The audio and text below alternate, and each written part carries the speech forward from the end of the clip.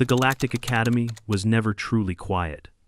Even during cycle reset periods, the ancient structure vibrated with the latent tension of hundreds of species learning, posturing, competing, and, on particularly bad days, barely refraining from tearing each other's limbs off. But today's silence, sudden and searing, dropped over the classroom like a curtain at the end of a tragic play. Before that silence, there had been the roar. It hadn't come from the instructors, though there were 5 in the room. It hadn't come from the sky-glass ceiling panels, though those trembled violently afterward. It had come from the youngest, smallest, and statistically most dangerous being in the room. Riv Kar, cub of the dominant predator species Kubari, had just launched what was technically classified as a territorial assertion roar, but what, to the untrained ear, sounded like the violent end of civilization. Before the sound had even fully dissipated from the chamber's curved walls, one of the Sulin cadets had fainted into his seat. The Zachary twins beside him instinctively grabbed for a desk to hide under. Everyone else had frozen in place, ears pinned back, fins flattened, scales bristled. Everyone except the human. But let's rewind 6 minutes, before the roar, before silence became the loudest sound in the room. Your transcription of gravitational torque curves is incorrect, Instructor Yuln said, his eye stalks stiff with discomfort. Again. The statement wasn't meant to provoke.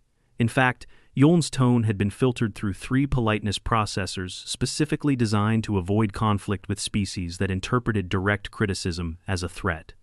But the Kubari cub didn't care for tones. Riv Kar bared his teeth, a row of jagged carnivore fangs still slightly too big for his growing skull. He hadn't matured into his adult frame, but the sinew under his fur flexed with the promise of future violence. His claws clicked slowly along the surface of the work slab. He was barely 4 standard cycles old. In Kubari terms, a toddler. Instructor Yuln shifted, as did the other 4 assistants along the perimeter of the room. All were veterans. All had survived planetary wars. None wanted to be in that room right now. Cadets around the classroom sank deeper into their seats. Riv Kar's upper lip curled, nostrils flared, and then, without warning, the cub reared back and let loose a sound not meant for enclosed rooms. It was a sound designed to stop prey mid-run, to unnerve a hunter mid-pounce, to echo across forest valleys and make even the wind hesitate. The ceiling light strips flickered. A stack of gravity simulators on the far wall toppled with a crash. A pane of reinforced crystal buzzed like it had taken a sonic hit. One instructor took an involuntary step backward. The assistant closest to Riv Kar actually ducked. The moment stretched. No one dared breathe. The usual outcome was clear. This was where Riv Kar would glare, victorious. The instructors would pretend to regain control, but ultimately do nothing. And class would continue, just as it had for months, without correction. But today, a new variable existed. The human. Joshua Landon had transferred into the academy 2 weeks ago. He wasn't particularly tall, muscular, or loud. He didn't wear a special badge, carry a weapon, or exude any aggressive pheromones. He wasn't even armed with claws, talons, or subdermal armor. But as Riv Kar's roar faded and the room reeled in, stunned inertia, Joshua didn't flinch. He blinked once, slowly, as if mildly annoyed by an unexpected draft. Then he turned in his seat, locked eyes with the Kubari cub, and spoke with a tone so firm, so final, that it sliced through the tension like a surgical blade. Apologize. The word wasn't loud. It wasn't forceful in the traditional sense. But it wasn't a request. It was the kind of tone that bypassed species, bypassed training, bypassed whatever aggressive pre-programming had been hard-coded into the cub's DNA. The kind of tone that shut down tantrums at 3 a.m. in grocery store aisles back on Earth. That made grown men pause with apologies halfway out of their mouths. The kind of tone Joshua had learned from his own father the moment his hand had hovered too long near a forbidden socket. Riv Kar's nostrils flared again, but this time not in aggression. He looked confused. His ears twitched. His tail stopped lashing. He glanced at the instructors. None moved. None spoke. Their stunned silence offered no backup. Joshua didn't blink. Now, he added, same tone. Riv Kar's head lowered slightly. He shifted his stance, like his bones had suddenly grown too heavy. And then, barely above a whisper, "I apologize." Gasps scattered like leaves in wind. Someone actually dropped a stylus. Across the room, Instructor Yuln blinked his secondary eyes in disbelief. He straightened slightly. So did the assistants. One of them, a tall, chitin-armored Renian, cleared his throat and muttered something that sounded suspiciously like, "My apologies, also." The air remained heavy with confusion. No threat had been made, no weapon drawn, no command overridden. And yet the impossible had occurred. A Kubari cub had apologized. To a human. At their voice. Whispers began immediately after class resumed. They tried to pretend they weren't whispering. They hunched over data pads and shifted sidewise, but the glances were obvious. Did he hypnotize him? I think it was a psychic attack. No pheromones. They emit dominance pheromones. I read that. Joshua, meanwhile, was just trying to finish his gravity torque diagram. He hadn't gotten the second axis right, and it was bothering him. His face was calm, but inside his head, all he could think was, that kid needs a nap, some juice, and someone to tell him no for once in his life. He didn't know it yet, but by cycle's end, his name would be circulating in 3 different interspecies chat boards, a student-run gossip network, and the unofficial, most terrifying beings in Academy history list, which, until today, had included only one human, someone who accidentally sneezed in 0G and made a Kivar delegation think it was a battle cry. But for now, all Joshua did was finish his worksheet and quietly pack up for his next class. Behind him, Riv Kar was staring at the back of his head, eyes wide and pupils dilated not with rage, but with something far stranger. Respect. Maybe fear, but definitely respect. The instructors didn't meet Joshua's eyes as he passed them on his way out, not because they disapproved, but because, for the first time in their careers, they realized they had no idea how to maintain order the way he just had. And it had taken one word. By the time second cycle classes began, the story had evolved. Joshua Landon hadn't just stopped a Kubari roar. No, according to the third-hand recounting going viral on the Academy's interspecies student forum, he had commanded it into silence with a single look that pierced flesh. A more dramatic version claimed he made the cub kneel. Another said the instructors had saluted him. None of it was true. But none of it needed to be. In the Galactic Academy, perception traveled faster than fact, and perception was whispering in every corridor, between every class module, across every mess hall table. Did you hear what the human did to Uriv Kar? He just said, "Apologize," and the cub obeyed. No bite, no bloodshed, just folded like a garden tent. Humans have a compulsion field. It's the only explanation. Did you see how the instructors stood up straighter too? They say the human didn't even blink. Not once.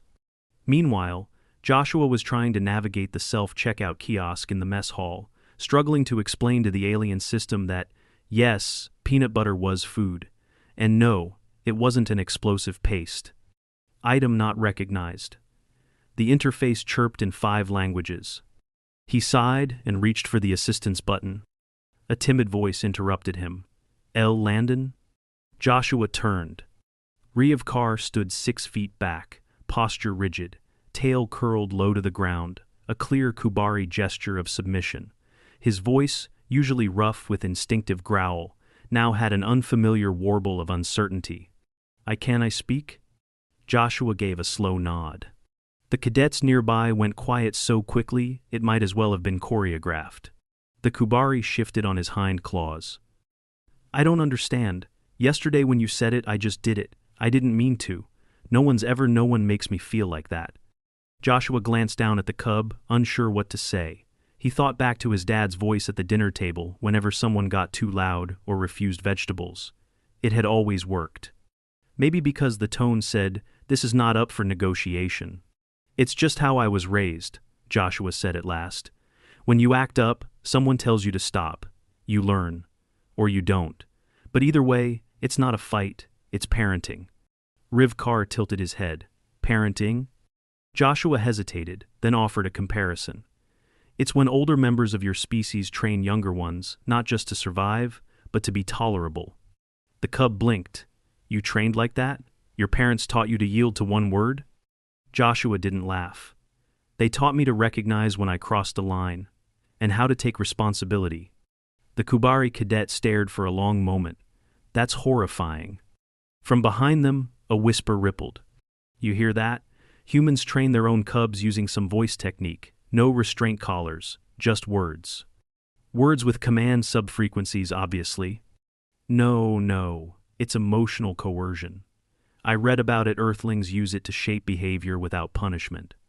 Joshua let out a slow breath and turned back to the checkout screen. The system had frozen entirely. I'm starting to miss my old cafeteria, he muttered. By mid-cycle, word had reached the upper halls. Instructor Sally Tor, a former combat veteran from the Makari Ra expansion conflicts, was observing the wave of gossip from the instructor's lounge, sipping nutrient gel from a thermo capsule with 2 fingers and a disturbingly contemplative frown. You're saying the human used verbal discipline? He asked slowly. Yule nodded. No tech, no enhancement, just said, apologize, and the cub obeyed. No delay, no resistance. Sally Tor's segmented brow furrowed. That shouldn't be possible. Kubari cubs are feral until at least 12 standard cycles. That's why they're exempt from most behavioral grading until maturity. Yule nodded again. I know. I've had 5 cubs in my classes over the years. This has never happened. A long silence followed. Then, one of the assistant instructors muttered, I stood up straighter too, when the human spoke. Same, said another, didn't even realize it until afterward. They all looked at each other. Sally Tor cleared his throat. Perhaps we should audit his next class. The classroom in lecture hall, 7 amperes, was packed the next cycle. Students who didn't even have a class scheduled in that block found excuses to be there. Maintenance drones flew slower, clearly recording footage for post-cycle playback. Even a diplomatic liaison from the council chamber had somehow found herself just passing through. Joshua noticed none of it. He was focused on the diagnostic panel in front of him. The lesson today was comparative atmospheric stabilization techniques. He liked the logic of it. Pressure and density had universal constants, even if gravity didn't. Then, Rev Carr raised a claw.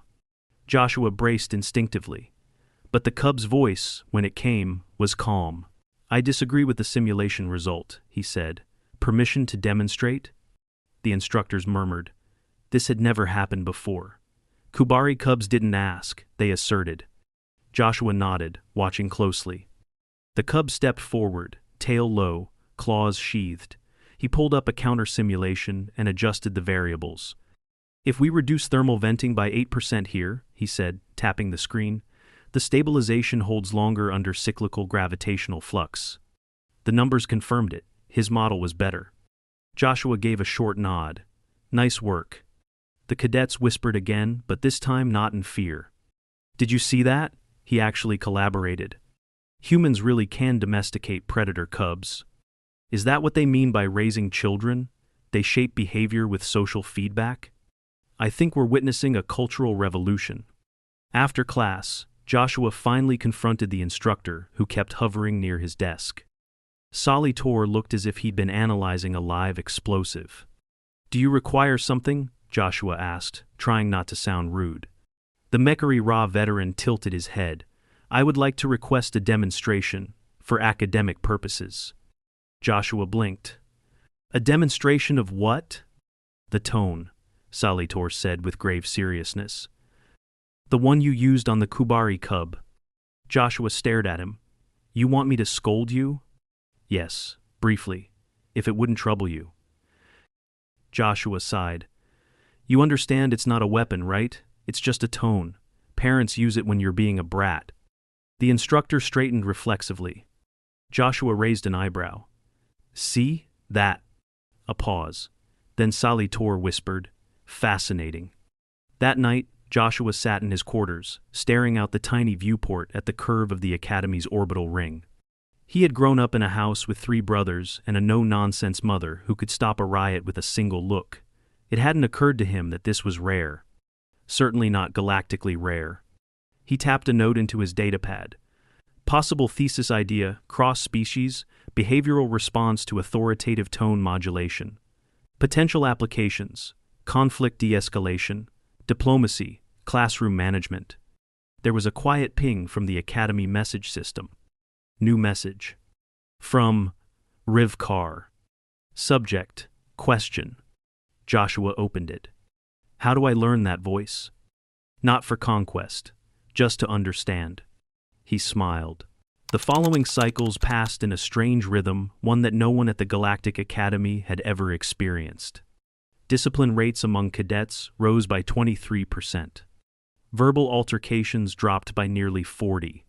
And the Kubari cadet who once treated classroom rules like ambient suggestions was now raising his claw before speaking, sometimes twice if he felt he'd interrupted someone. The instructors were baffled. They reviewed security footage, rechecked their atmospheric filters for behavior-altering compounds. Rumors started that the humans might have smuggled in a non-invasive neural influence device. A few even quietly asked if Joshua had undergone training, military or otherwise, but every report came back clean. The only common denominator was still Joshua Landon, and a voice that wasn't louder, just final. Joshua didn't teach a Rivkar, exactly. But the cub started shadowing him during group projects, following him out of the lecture halls, asking about everything from Earth's gravity-dependent sports to why humans bothered saying please to automated doors. Sometimes it makes the door open faster, Joshua said dryly.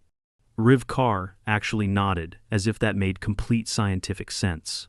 But the tone training, that was real. The cub had become obsessed with it.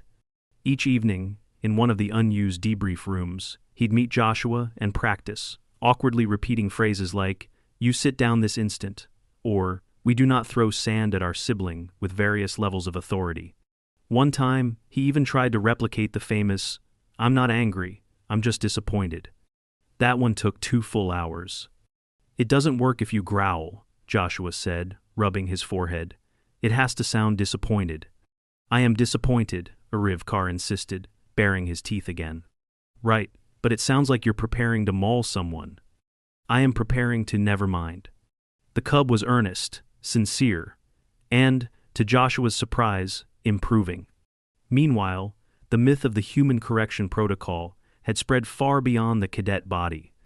A delegation from the Academy's Behavioral Sciences Department began circulating a classified document titled Observed Cross-Species Compliance Triggered by Verbal Human Cues, Case Study 17 Amperes. The summary? Subject 17 Amperes issued a directive in a non-hostile tone using what is theorized to be culturally universal authority markers. The result?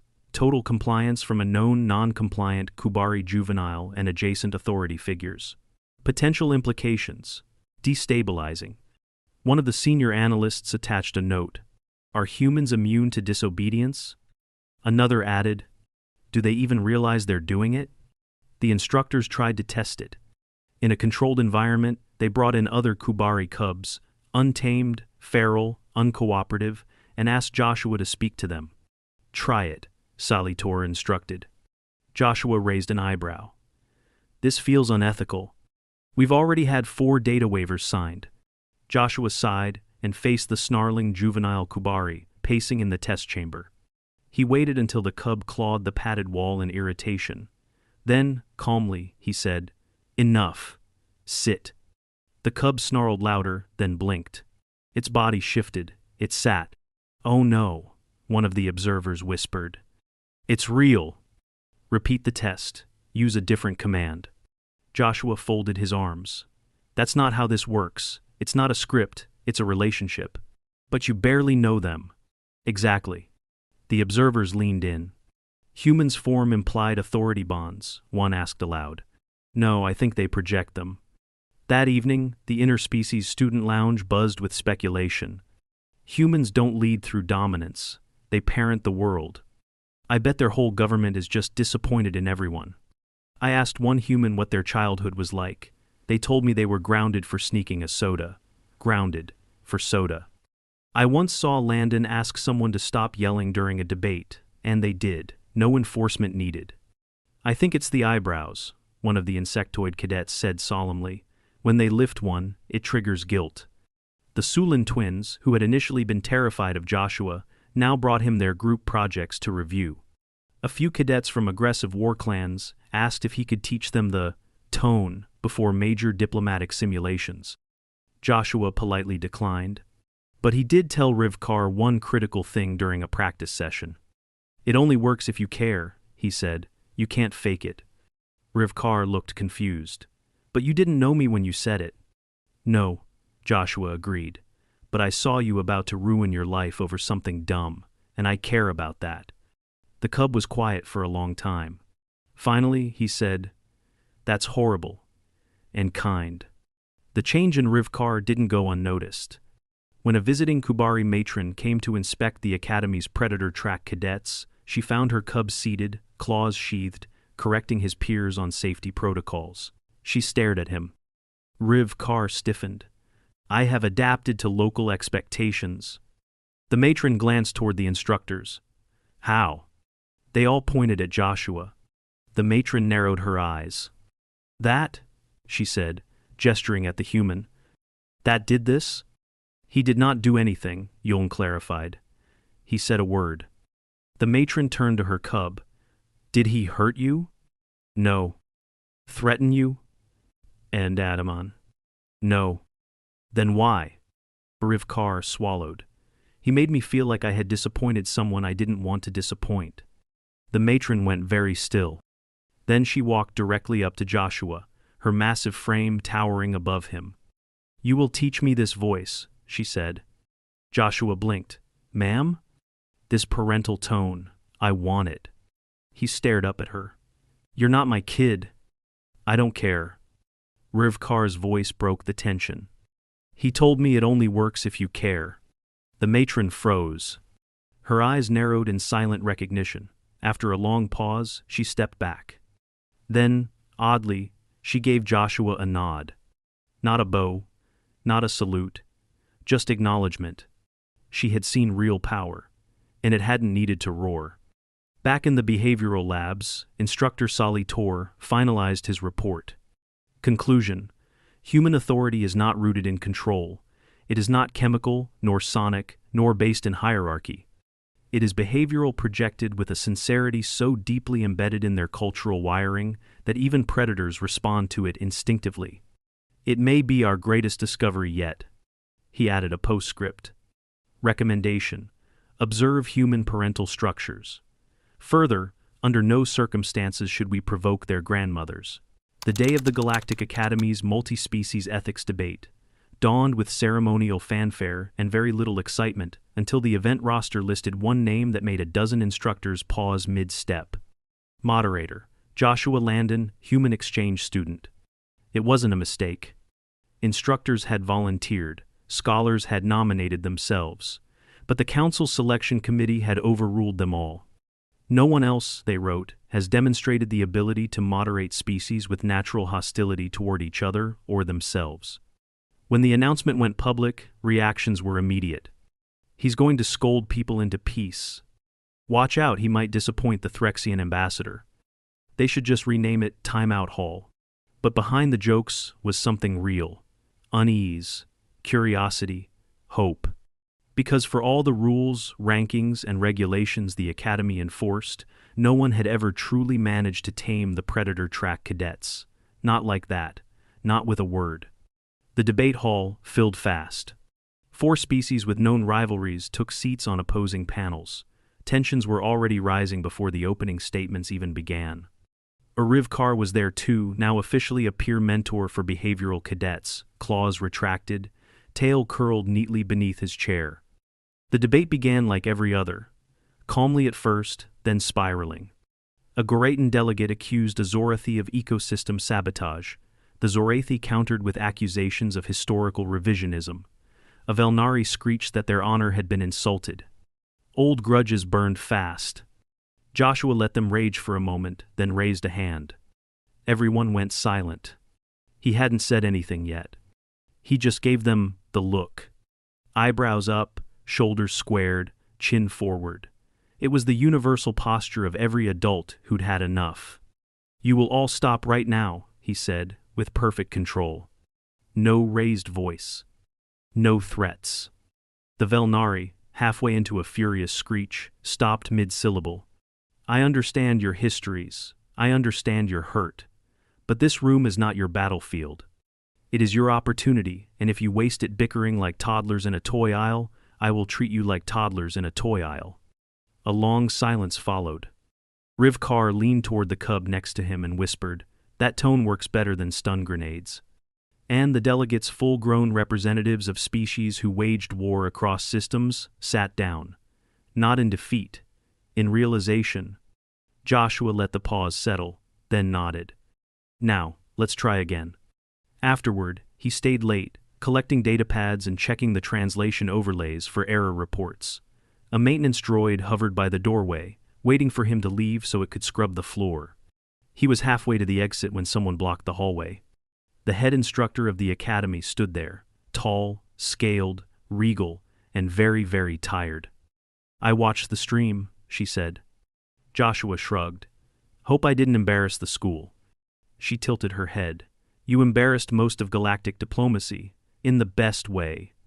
Then, more quietly, "We've spent decades trying to civilize the Kubari track. You made more progress in a month than we've managed in a generation. I didn't do anything special." "You did. You cared. And you held them accountable, like it mattered. Like they mattered." Joshua didn't know what to say to that, so he nodded. "But," she wasn't finished. "The Academy Council wants to offer you a formal position after graduation. Behavioral instruction. Cultural cross-adaptation." Joshua blinked. "You want me to teach?" "Not just teach, lead." He exhaled. "Can I think about it?" She gave a rare smile.